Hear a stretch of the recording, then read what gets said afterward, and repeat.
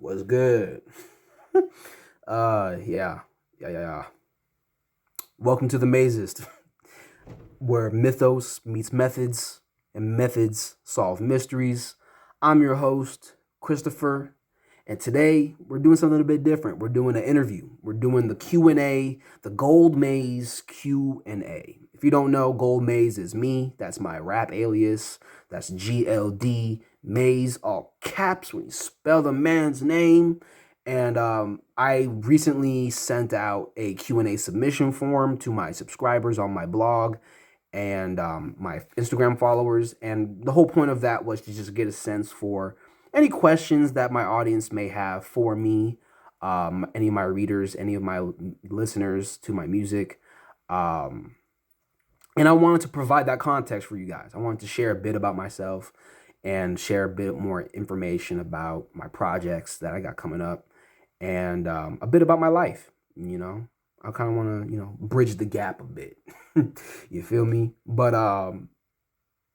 yeah, I'm gonna be real. When I sent out the submission form, I didn't know how many questions I was gonna get, and I literally got like two, and I was like, damn, all right. It was less than I was expecting, but I'm not complaining, not bitter, nothing like that. But I think the best course of action for me was to create some questions that I just wanted to stand in your shoes for a bit. You, the listener, you, the reader, and just get a sense for what you could be confused about, what you could need clarity on, what you might want to know about me, that kind of thing.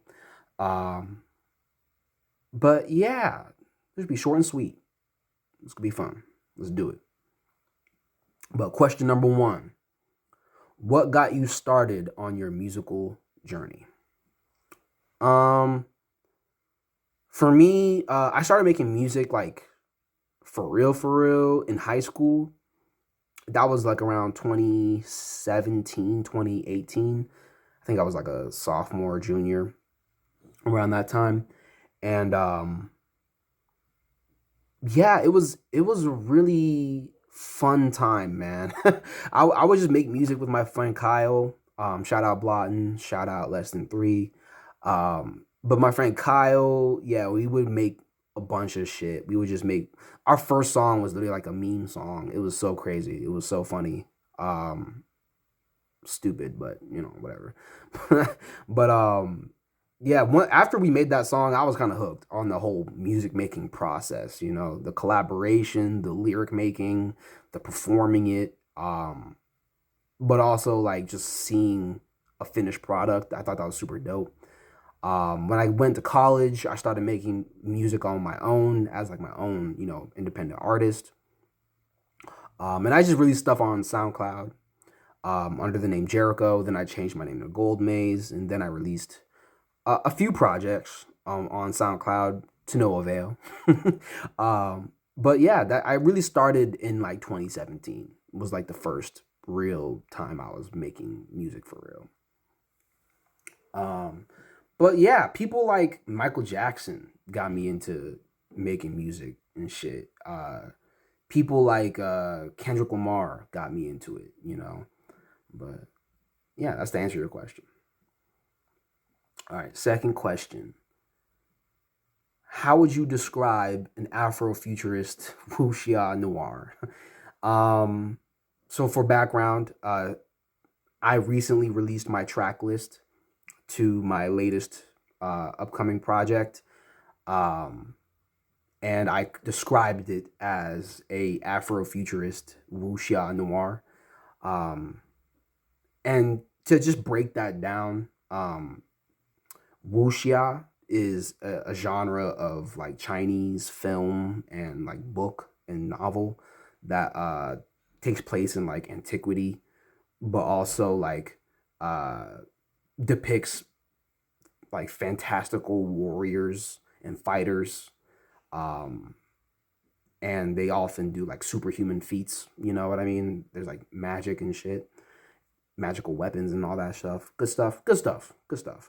But yeah, I wanted to combine the aesthetic of like those martial arts movies, Crouching Tiger, 36 Chambers, that kind of vibe, but with like an Afrofuturist twist, you know, talking about my experience as a black man, but also a mentally ill black man, and using a dystopian future, using magic and sci-fi to convey those ideas, while also having the characters be, you know, like kind of like wuxia characters. You know, they're martial artists, they're fighters, they do superhero shit, you know, that kind of thing. But noir because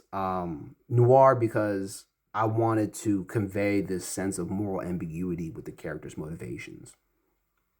You know, I like film noir as a genre as well, and this was a way to convey this mysterious questions, these concepts that I don't know much about, honestly, but I try to glean some sort of insight from my lyrics for, you know, this project. So, yeah, that's how I would describe that. Um, what do you do for work? I'm gonna be real. I don't have a job right now. I'm really like a full time like content creator. As funny as that is, I make music. I write. I'm gonna be real. I am training to become a peer support specialist, but that really is like helping me towards my end goal, and I'll get to that end goal in a minute. But um, I am trying to get a job as a peer support specialist. And really that means I just work with um, people in mental health recovery, and I try to, you know, facilitate whatever growth they can do, whatever healing they can experience. And I try to be a peer for them. You know, I try to be a person they can look to and relate to because I've dealt with something similar. You know what I mean? That kind of thing. And I really want to be able to hold that kind of space for people because of my own experience with mental illness and everything. So, um, yeah, that's the answer to that question. All right, question number 4. Who is time-wise in Mazist mythos?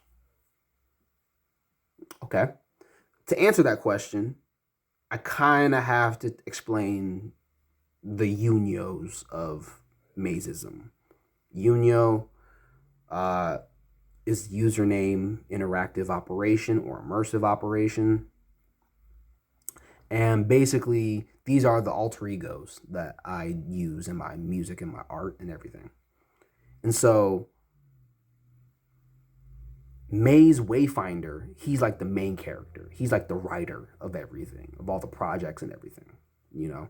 But Solo Knight, he's the avatar that Maze Wayfinder uses to enter the mythical realm of Velderon, which is like the world all my stories exist in. And so time-wise is kind of like a skin of the Solo Knight character, you know?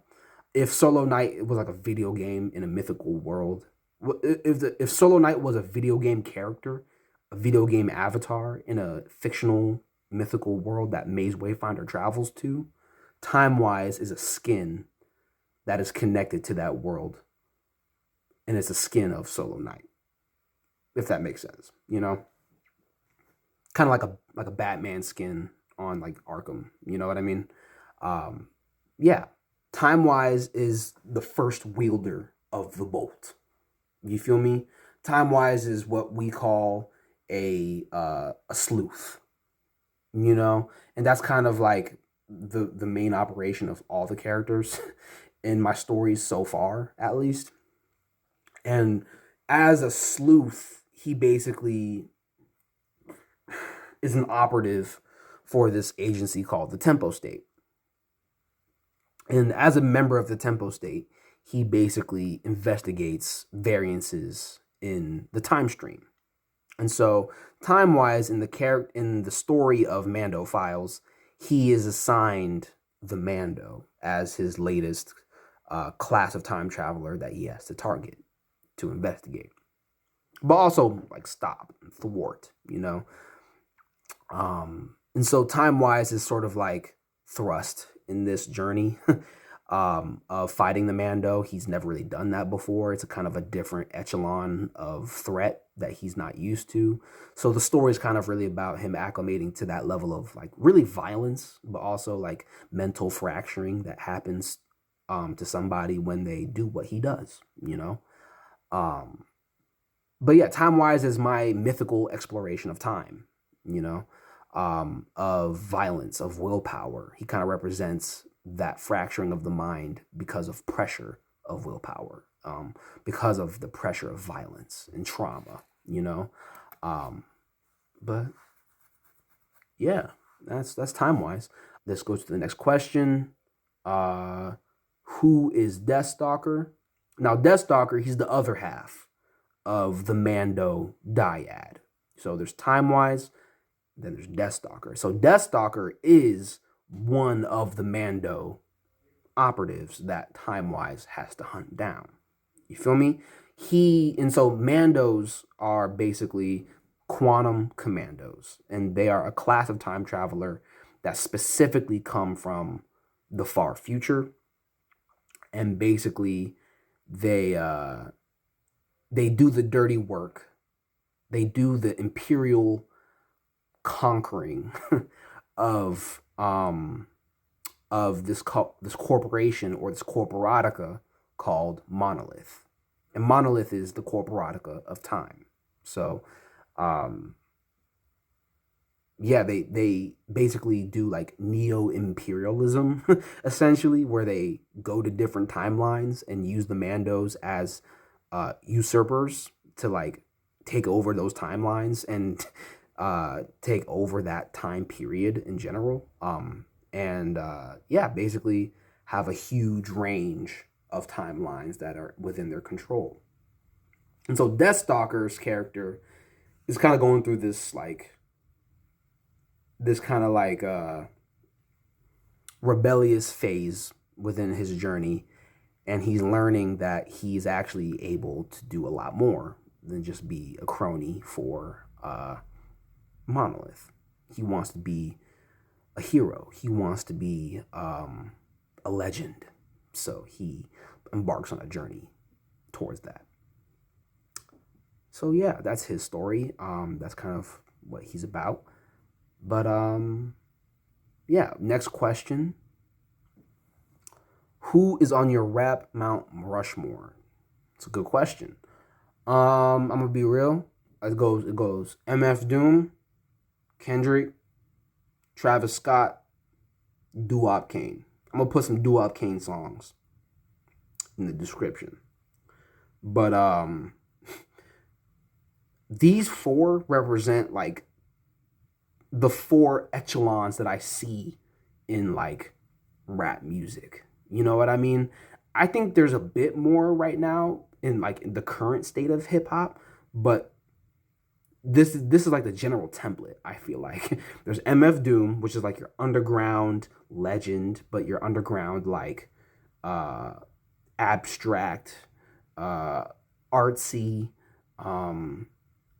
raw, gritty, that kind of vibe.